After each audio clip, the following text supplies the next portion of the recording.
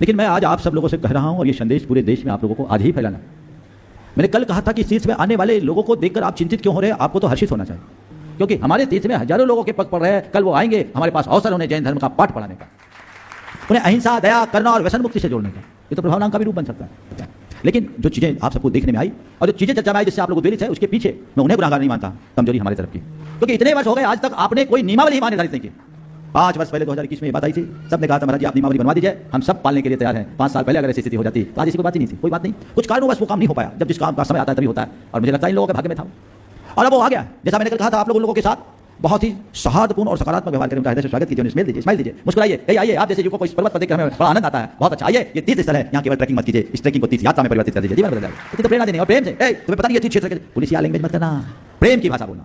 आज से मैं आप सबसे कह रहा हूँ, मैंने एक कार्य योजना तैयार करवाई, जिसे आज आपके जिला प्रशासन ने भी सराहा है, और उस कार्य योजना के अनुसार कार्य होगा तो 6 महीने में श्री समेत शिखर का पुराना गौरव पुनः प्रतिष्ठित होगा। लेकिन इसके लिए आप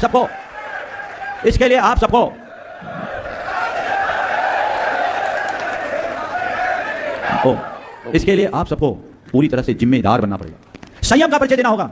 आप सब संकल्प लीजिए कि अब शिखर जी के विषय में हम कोई पोस्ट जारी नहीं करेंगे। शिखर जी में जब हम पर्वत पर वंदना करेंगे, अपने वाणी, व्यवहार और आचरण में संयम रखेंगे। किसी से बोलेंगे तो प्रेम से बोलेंगे, किसी से उलझेंगे नहीं, रोकेंगे नहीं। प्रशासन काम कर रहा है, लेकिन ये मत सोचना कि कल से हो जाएगा। कार्य योजना बनने के बाद चीजों को जमीन में लाने पर थोड़ा वक्त लगता है, तब तक आपको धैर्य रखना पड़ेगा और चीजें बहुत जल्दी सुधरेगी। एक सप्ताह की पूरी कार्य योजना बन गई है। मैं इतने दिनों से आप लोगों के बीच में इस विषय में कभी नहीं कहा, क्योंकि मुझे मालूम था काम जब तक ठोस ना हो जाए तब तक कहने का कोई अर्थ नहीं है। अब चीजें आ गई है, अब जैन समाज को संयम का परिचय देना है। आपको बहुत समझदारी से रहना है, सब लोगों को संदेश दे दीजिए, कहीं आपकी उत्तेजना किसी के आक्रोश का कारण न बन जाए। और ऐसा हुआ है, सब चीजें सोशल मीडिया में आ रही है, समाज में जैन समाज के प्रति अनपेक्षित आक्रोश प्रकट होने लगा है। जबकि जैन समाज की एक खासियत रही है कि जैन समाज हमेशा सर्व समाज से मिलजुल करके रहा है, घुल मिल करके काम किया। यहाँ भी हमें वैसा ही परिचय देना है।